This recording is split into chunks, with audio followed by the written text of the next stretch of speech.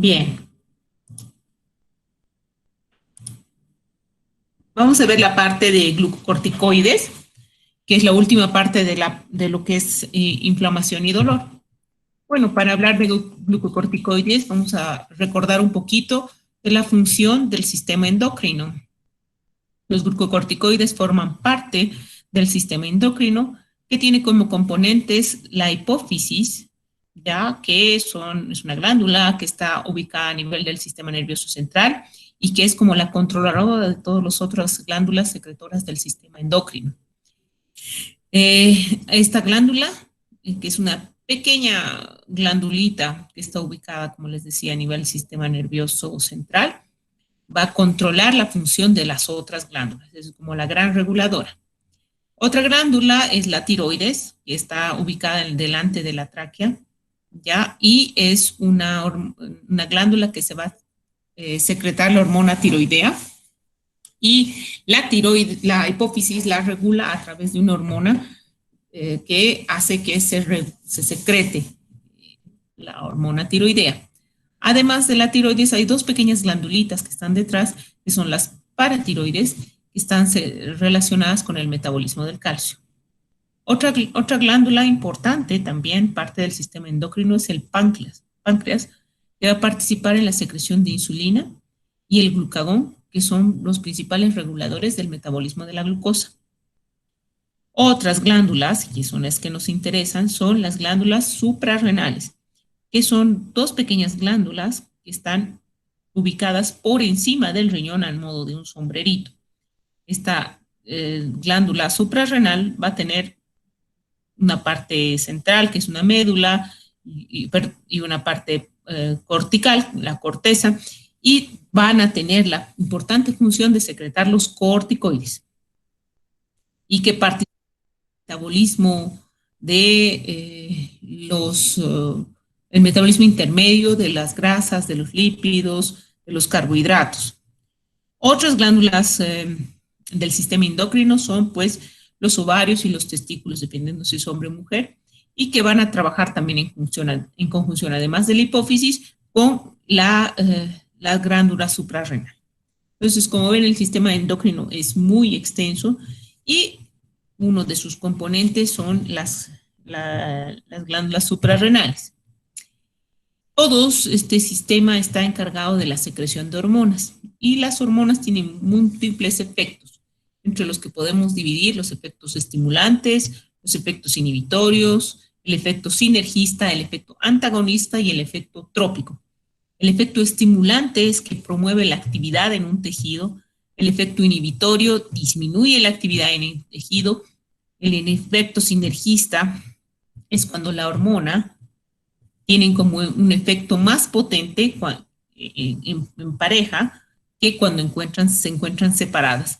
Y el efecto antagonista cuando tienen efectos opuestos entre sí. Y el trópico que altera el metabolismo de otro tejido endocrino. Entonces vamos a ver que los glucocorticoides van a participar de alguna manera con cualquiera de estos efectos.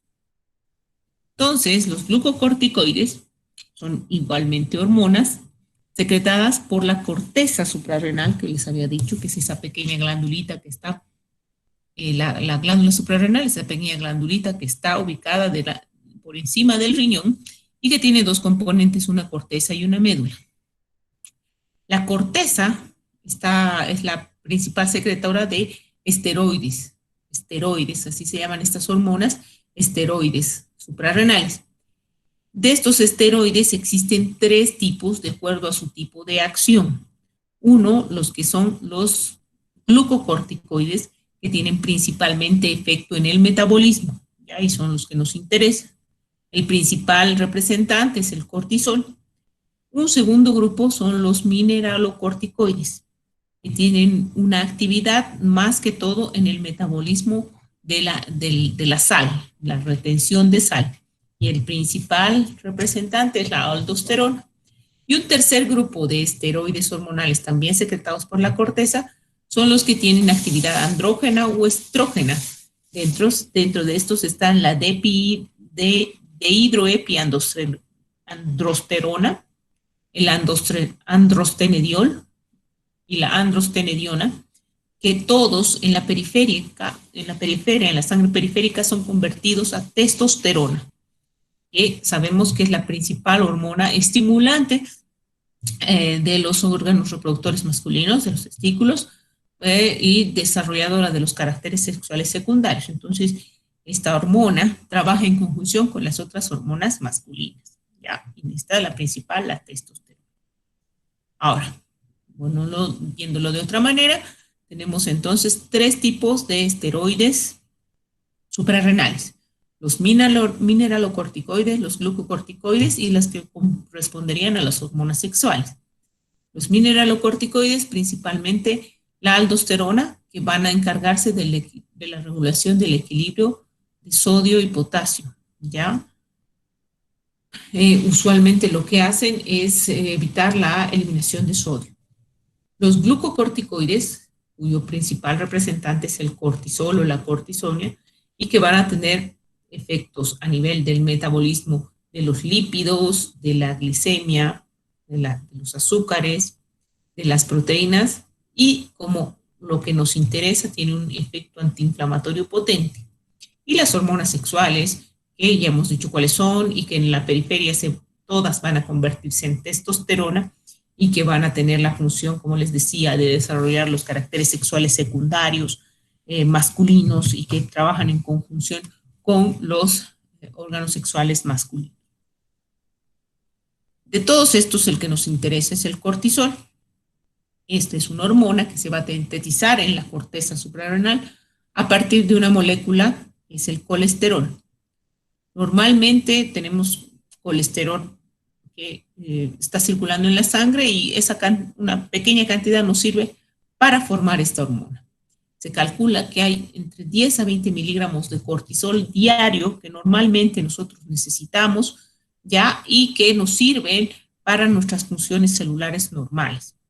La secreción del cortisol está regulado por un ritmo, por nuestro ritmo circadiano, que es el dormir y el despertar, el estar despiertos, el estar dormidos. Ese es el ciclo circadiano. Cada persona tiene su propio ciclo, y estos ciclos hacen que se secrete una hormona que es la adrenocorticotrópica, que es una hormona que se secreta en la hipófisis y que es estimulante para la secreción de cortisol, ¿ya?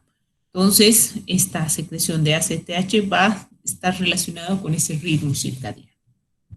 Entonces, los glucocorticoides se van a producir en esta glándula suprarrenal siguiendo este eje. La hormona producir la ACTH en la glándula hipófisis, y esta ACTH va a estimular a las glándulas suprarrenales para secretar cortisol, ¿ya? Cuando el cortisol baja, ese es un estímulo positivo para la secreción de ACTH para que se regule el ciclo. Además de sus efectos a nivel del metabolismo, los glucocorticoides son los antiinflamatorios más potentes que existen. Tienen un amplio uso en una serie de enfermedades y en una serie de áreas de la medicina, como la reumatología, la neumología, incluso la neurología. Van a ejercer su efecto en casi todos los sistemas, y se utilizan cuando hay que restituir la función de esta glándula, es decir, por alguna razón esta glándula no funciona y no hay cortisol en la sangre, entonces uno le da glucocorticoides, o como tratamiento antiinflamatorio o de otro tipo en enfermedades no endocrinológicas. Sin embargo, al ser una hormona que participa en el metabolismo de varias sustancias y en otros órganos, necesita un monitoreo continuo. Los glucocorticoides normalmente se secretan en nuestro cuerpo ante diferentes estímulos. Puede haber un aumento de la secreción de estos. Y esos estímulos que van desde estímulos psicológicos, el estrés, la tensión, el esfuerzo físico, ante situaciones de estrés más intenso como una quemadura, una cirugía, una infección, una alteración en la termorregulación, una hipotensión, una hipoglicemia, cualquier situación que requiera una acción de urgencia y requiera energías de urgencia, van a hacer que los niveles de corticoides aumenten. Ya de esos 10 a 20 miligramos que normalmente secretamos, pueden aumentar un poco más y nos sirven porque estas sustancias, estas hormonas, si quieren, lo que hacen es regular nuestro metabolismo de glucosa y nuestra concentración de glucosa en sangre y nos permiten dar una rápida respuesta ante un estímulo doloroso, por ejemplo, o de tensión. Entonces, ¿qué acciones van a tener los glucocorticoides? Tienen un mecanismo complejo de acción y están mediados por receptores específicos que están distribuidos a lo largo del cuerpo. Se fijan estos receptores, interactúan con esos receptores y a través de esos receptores pueden producir cambios a nivel celular. Son bastante más complejos, no vamos a entrar en detalle del mecanismo molecular, solo hay que saber que interactúan con receptores específicos para glucocorticoides. Una vez que han interactuado con el receptor celular específico para glucocorticoides, se producen los siguientes efectos. 3 son los más importantes: los efectos metabólicos, los efectos catabólicos y antianabólicos y los efectos antiinflamatorios e inmunosupresores. Los efectos metabólicos. Va a participar, es un importante regulador en el metabolismo de los carbohidratos, de las proteínas y los lípidos. Los glucocorticoides van a hacer que se produzca formación de glucógeno y formación y liberación de glucosa a la sangre. Van a hacer que haya mayor captación de glucosa por las células, es decir, van a aumentar la concentración de insulina, y también van a hacer que haya mayor formación de glucógeno a través de los lípidos, la lipólisis, y a través de la formación de glucosa a través de las proteínas. Entonces va a participar en todo el metabolismo, cuyo objetivo principal va a ser aumentar la glucosa en la sangre. En los efectos catabólicos y antianabólicos, es decir, evita la formación, al contrario, promueve la degradación, eso se llama catabolismo. Generalmente estos efectos catabólicos o antianabólicos van a estar presentes cuando están los corticoides en una dosis suprafisiológica, es decir, más allá de lo que normalmente usamos o producimos entre 10 a 20 miligramos. Y esto implica que va a haber una pérdida, una degradación de ciertos tejidos de nuestro cuerpo. ¿Qué tejidos? El tejido linfoide, que es principalmente encargado de la producción de inmunoglobulinas, de anticuerpos. En el tejido conjuntivo, que es el que principalmente forma los tejidos, la piel. En los músculos, en los lípidos, hay una reorganización de la grasa corporal y en la piel. Entonces, esto es parte de sus acciones en dosis suprafisiológicas. Y por último están los efectos antiinflamatorios e inmunosupresores. Estos van a hacer que se reduzcan las manifestaciones de la inflamación, y esto está debido principalmente a la inhibición de algunos de los pasos de la formación de sustancias proinflamatorias, y además de la alteración en la concentración, distribución y la función de los leucocitos periféricos. Entonces es un excelente antiinflamatorio, y también por ese efecto potente y excelente se usa como inmunosupresor en el caso de terapias inmunosupresoras para enfermedades autoinmunes, o también para situaciones, por ejemplo, en que queremos que el paciente no reaccione contra un órgano extraño, por ejemplo, un trasplante de órgano. Entonces, si nosotros lo vemos en forma general, el cortisol tiene efectos buenos, malos, ¿ya? Pero lo que es importante es que va a tener efectos en todos los tejidos del cuerpo. Entonces, a nivel de la piel, por ejemplo, va a tener efecto antianabólico. Entonces, va a haber una disminución del tejido conectivo, un adelgazamiento de la piel. Va a haber una alteración en el hueso, va a haber una disminución de la formación del hueso, y va a haber una alteración en la masa muscular, se va a ver atrofia, y la grasa también se va a redistribuir. A nivel gastrointestinal vamos a tener que va a ser factor predisponente para la producción de úlceras gástricas, ¿ya? Y eso vamos a ver por qué más adelante. A nivel cerebral va a producir una alteración a nivel emocional con ansiedad, agitación en ocasiones.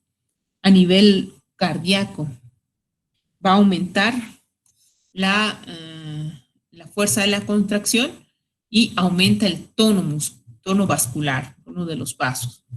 A nivel glomerular, incrementa el filtrado glomerular y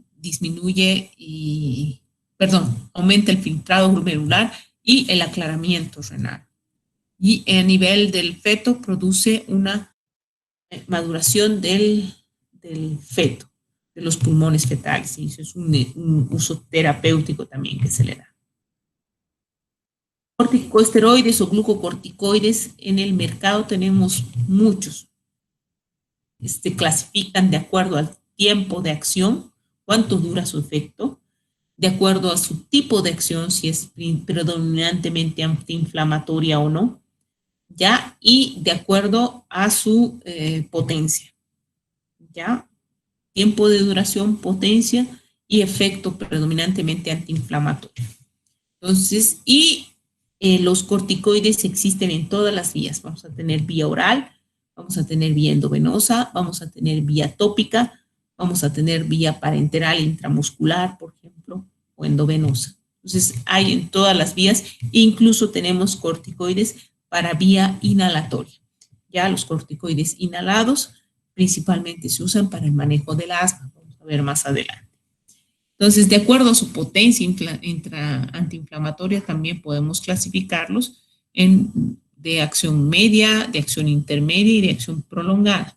Los de acción prolongada generalmente tienen un efecto que puede durar muchos días, son de liberación más retardada.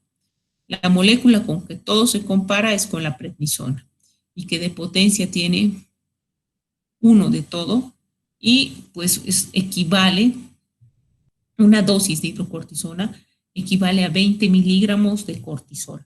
Es decir, es 1 a 1 la equivalencia. Un miligramo de hidrocortisona es igual a 1 miligramo de cortisol del que producimos. Entonces, eso es importante saberlo para ver cuántos corticoides consumimos y en qué dosis y con qué potencia, ¿ya?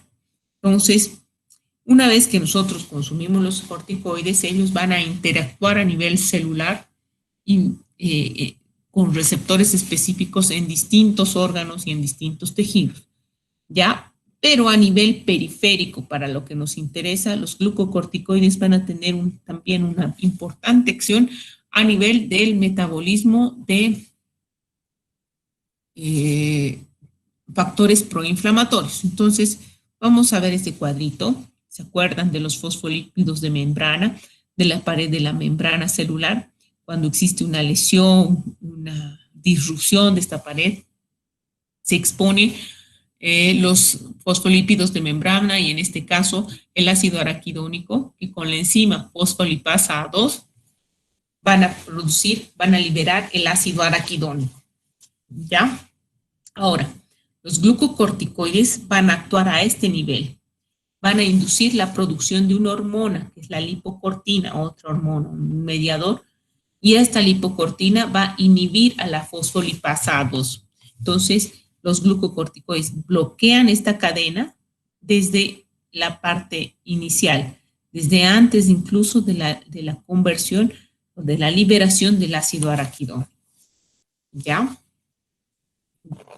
Por lo tanto, su efecto antiinflamatorio al inhibir, al bloquear por completo la cadena, resulta ser muy potente.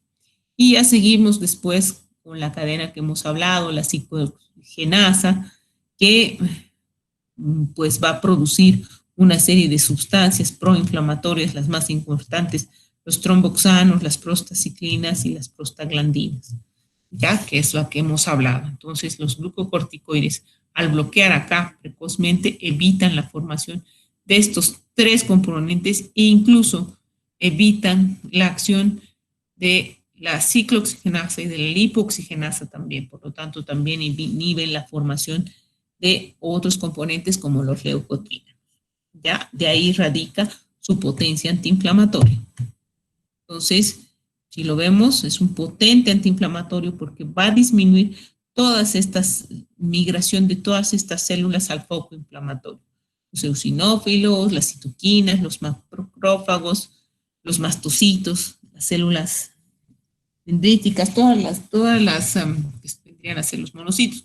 Todas estas células están disminuidas en su actividad porque esos factores proinflamatorios iniciales no se producen en una cantidad suficiente.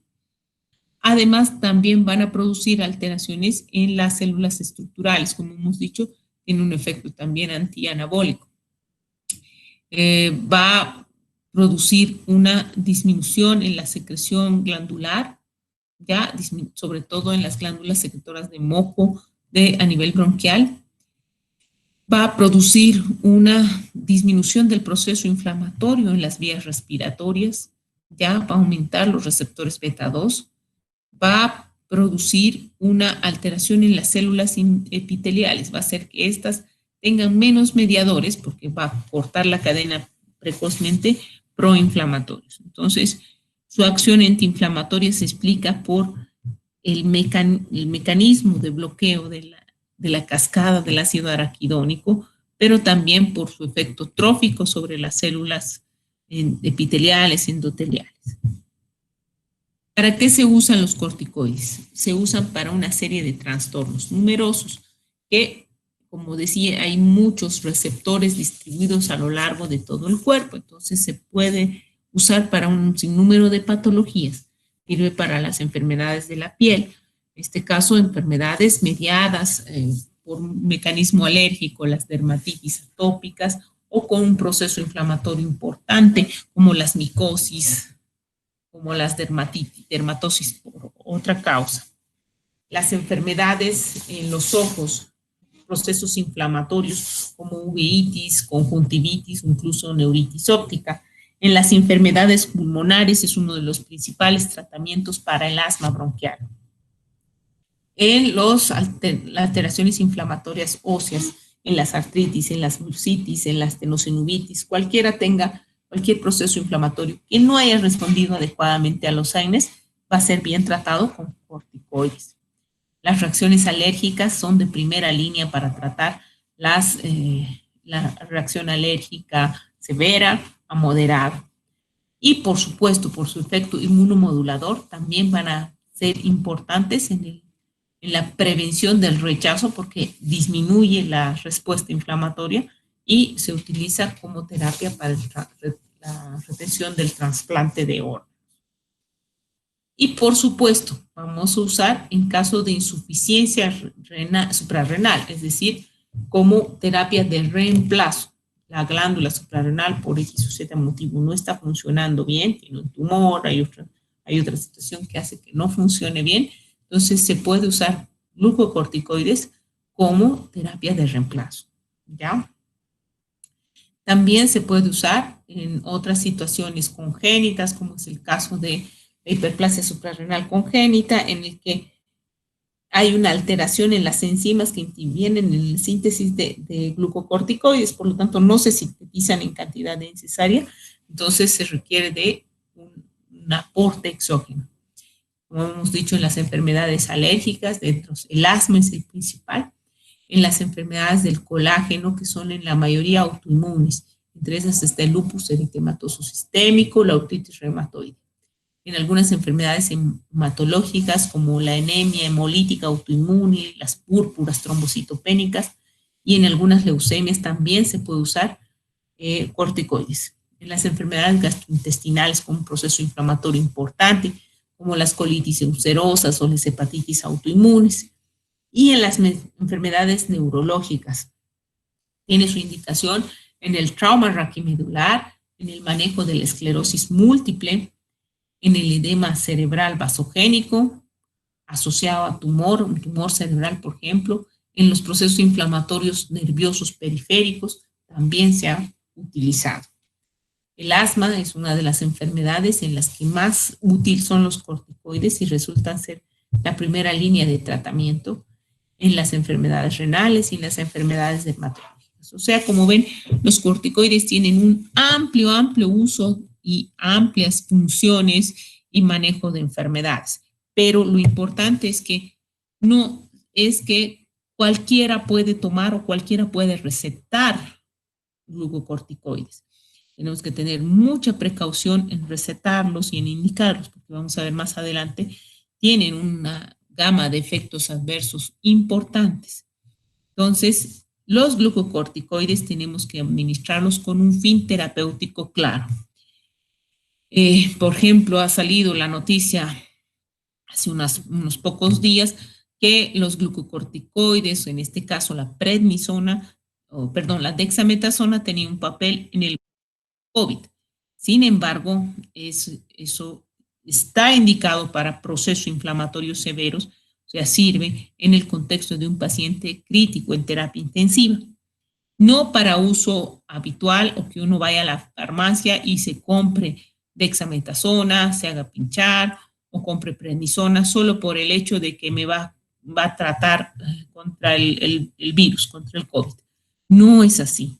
Los glucocorticoides, vamos a ver más adelante, un ratito, tienen unos efectos adversos importantes que pueden ser peor que la enfermedad.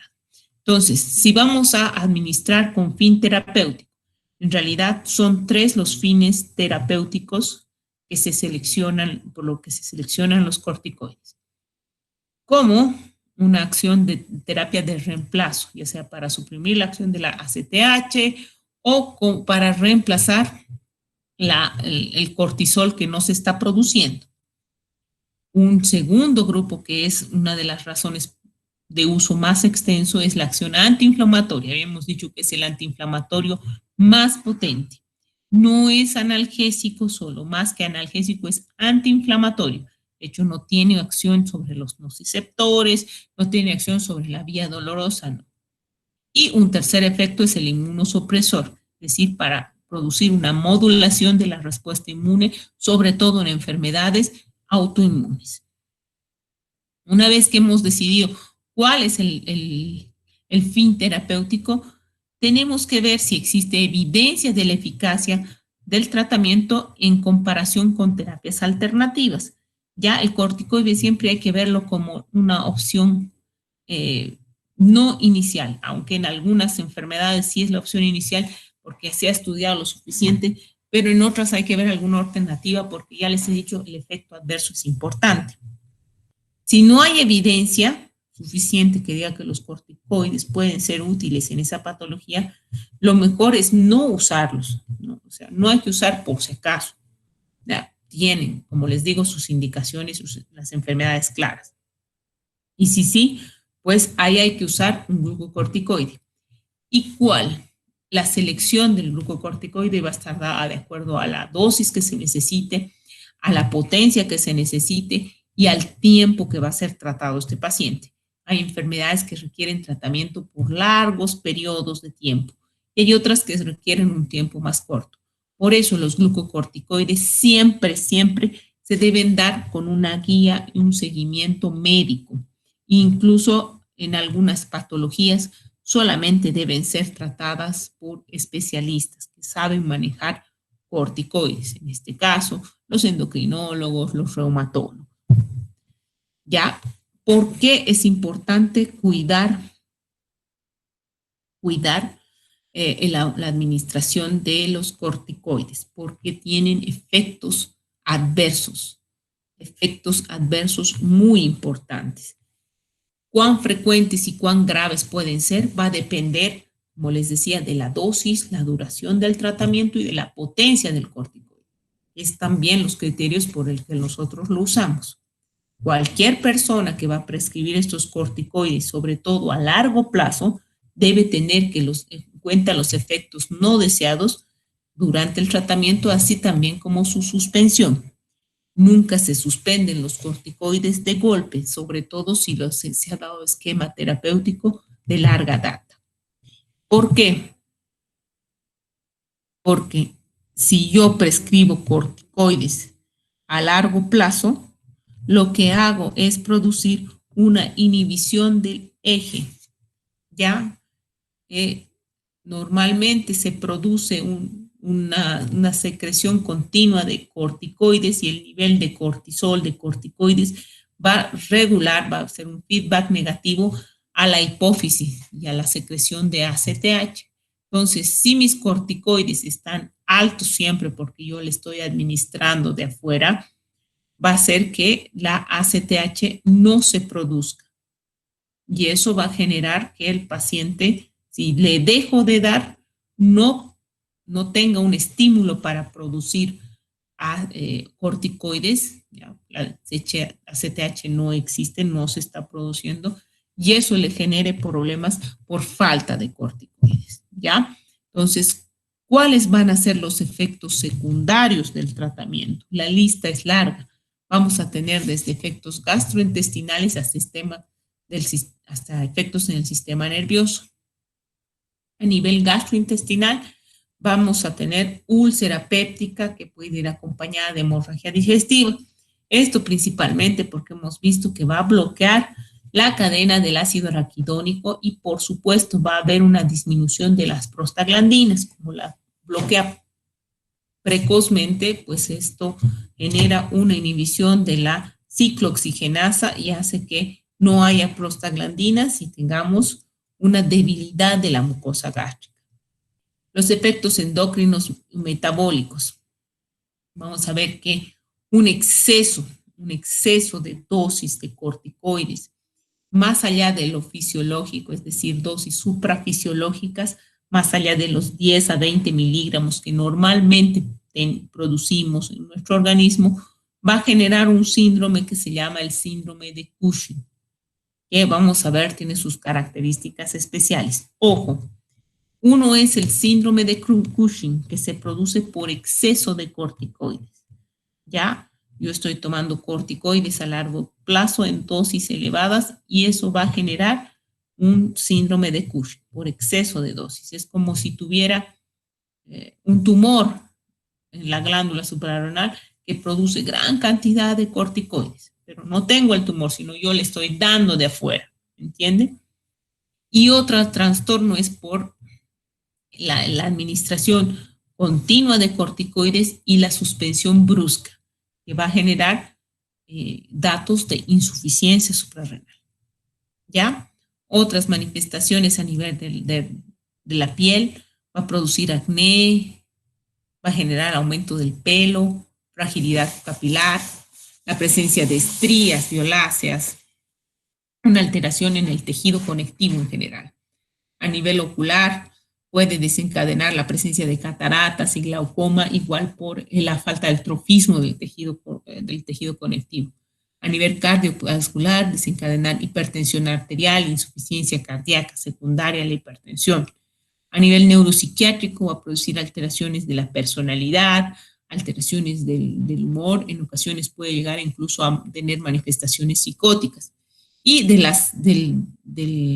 sistema de defensa, de nuestros anticuerpos, de nuestra inmunidad, va a tener una disminución en la inmunidad general, como hemos visto, disminuye los factores proinflamatorios, disminuye la adhesión de los leucocitos, la migración de los leucocitos, etcétera. Y esta, que es nuestra primera defensa, las infecciones, se va a ver disminuida por el tratamiento de corticoides. ¿Ya? Entonces, si nosotros lo vemos en este dibujito, de la cabeza a los pies, vamos a tener a nivel del cerebro alteraciones en la personalidad, en el ánimo, en el humor, incluso puede llegar por tiempos prolongados a una psicosis. A nivel de la grasa corporal va a haber una redistribución de la grasa corporal y vamos a tener que hay un aumento de la grasa a nivel centrípeta, es decir, obesidad central. Principalmente crece la barriga, ¿ya? Pero las extremidades están adelgazadas. Y como va a haber también una alteración en la función renal, vamos a tener edema de extremidades, edema del cuerpo, y la cara va a tener este aspecto de cara de luna llena, con las mejillas enrojecidas por la atrofia, por la alteración en la piel. Vamos a tener una alta susceptibilidad a infecciones, por los que les decía. Por esta redistribución de grasa, los hombres van a tener ginecomastia, ya van a tener las mujeres amenorrea, es decir, no van a tener regla. La piel va a ser fina, con estrías, púrpura, con petequias, porque también va a haber fragilidad vascular. Van a desarrollar osteoporosis por fragilidad ósea.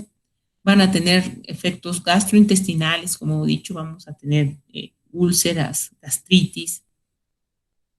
Y como les decía, a nivel metabólico, la mayor parte de estos pacientes van a desarrollar diabetes, hiperglicemia, porque los corticoides lo que hacían era eso, aumentar la concentración de glucosa en la sangre que nos sirve en situaciones de estrés. Ya, pero como acá están crónicamente administrados, van a generar estos efectos adversos, que en conjunto se llaman, cuando vamos a ver el síndrome conjunto, se llaman síndrome de Cushing. Entonces, como les decía, una de las precauciones más importantes que tenemos que tener con el uso de los corticoides es que estos están en un eje, como les había explicado al principio, en el cual la hipófisis controla la corteza suprarrenal y en este caso y el hipotálamo controla el hipófisis. Entonces, el hipotálamo secreta la CRH, que es la hormona estimulante de la hipófisis, y esta a su vez secreta la ACTH, y esta ACTH hace que la corteza suprarrenal secrete cortisol. Entonces, y algunos precursores de andrógenos. ¿Qué ocurre? Cuando el cortisol está en un nivel normal, ya o superior, este es un estímulo negativo para la hipófisis, es decir, frena la producción de CTH y a la vez se frena la producción de CRH. Entonces, el cortisol, pues, no se va a producir más porque tiene la suficiente cantidad. Si está bajo, va a generar un estímulo positivo y se va a producir ACTH para que siga generando más cortisol. Entonces, cuando nosotros administramos cortisol de afuera, esta glándula pues, no trabaja. Y yo no está produciendo cortisol y yo le estoy dando. Entonces, ¿qué va a pasar? Aquí va a haber alta cantidad de cortisol y esto va a ser un efecto negativo para la CTH. Entonces, no va a producir. Y el eje se va a cortar, se va a bloquear. Si la duración del tratamiento es corta, 7 a 10 días en general, yo suspendo el tratamiento y mi eje hipotálamo, hipófisis y corteza suprarrenal va a funcionar normal. Pero si yo prolongo el tratamiento más allá de las 2 semanas, ya mis glándulas no van a responder igual y se va a producir una alteración en el eje, ¿ya? Entonces, si yo suspendo en ese momento, más allá de las 2 semanas, el aporte de corticoides, mi eje hipotálamo, hipófisis, corteza suprarrenal está inhibido y no voy a tener corticoides suficientes en mi sangre para mi función normal y voy a tener lo que se llama insuficiencia suprarrenal aguda. Entonces, eso es lo importante que quiero que diferencie. Uno es el síndrome de Cushing, que se produce por exceso de corticoides. Se han dado crónicamente corticoides en dosis altas por tiempo prolongado, va a producir todos los cambios asociados que hemos dicho. Y otro es que si yo doy corticoides en forma continua por más de 2 semanas y suspendo bruscamente, mi eje hipotálamo hipoficiario no va a poder responder a las necesidades normales de corticoides porque está inhibido y voy a desarrollar síntomas de insuficiencia suprarrenal que son diferentes al Cushing. En este caso, el paciente va a tener vómitos, va a tener debilidad, va a tener malestar general, va a ser hipoglicemia, baja el azúcar, no puede manejar adecuadamente los niveles de azúcar al estrés, etcétera, y va a tener un cuadro agudo de descompensación, ya, que es muy diferente al síndrome de Cushing. Ojo. Entonces, por regla general, Nunca se suspende el tratamiento de forma brusca de corticoides si lo has usado más allá de 2 semanas. Siempre se debe hacer, si es más de 2 semanas, una retirada lenta para que dé chance a que el eje hipotálamo, hipófisis, corteza suprarrenal se recupere.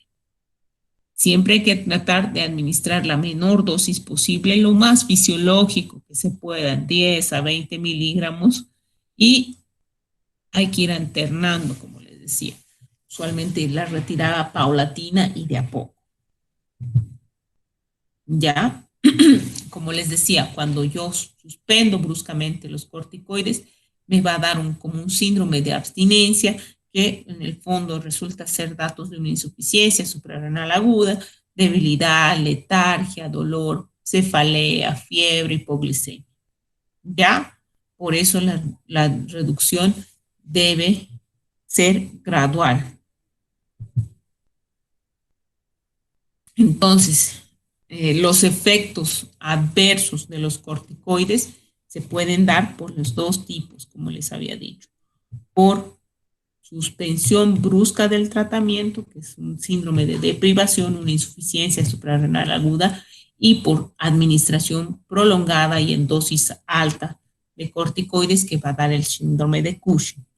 Y este síndrome de Cushing es característico de la administración de corticoides a dosis suprafisiológicas. ¿Ya? Básicamente va a ser la suma de todos los efectos adversos.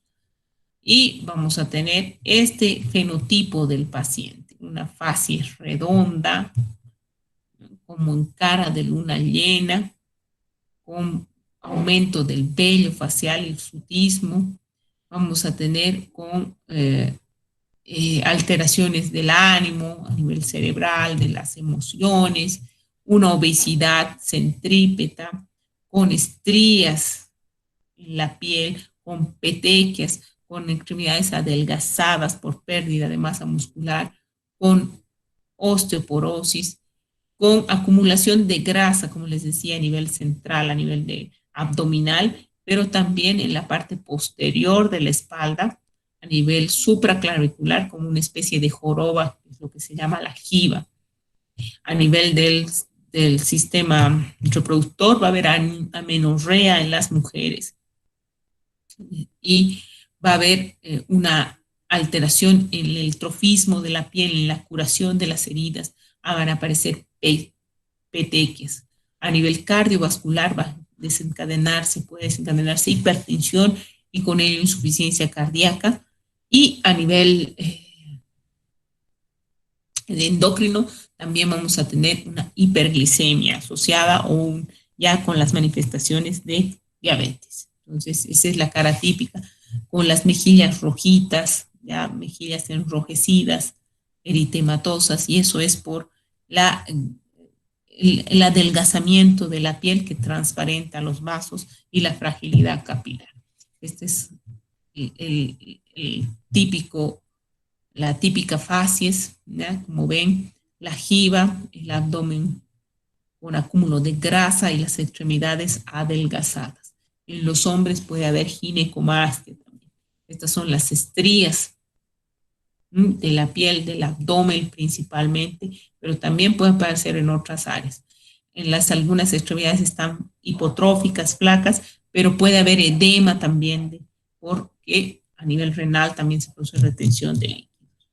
Entonces, estas son las características del síndrome de Cushing, que se produce por uso de dosis altas y por largo tiempo, dosis suprafisiológicas de corticoides. ¿Ya? Otra es la insuficiencia suprarrenal o la supresión brusca de la dosis, por la supresión brusca de la administración de corticoides que se han dado por más de 2 semanas para producir una insuficiencia suprarrenal aguda.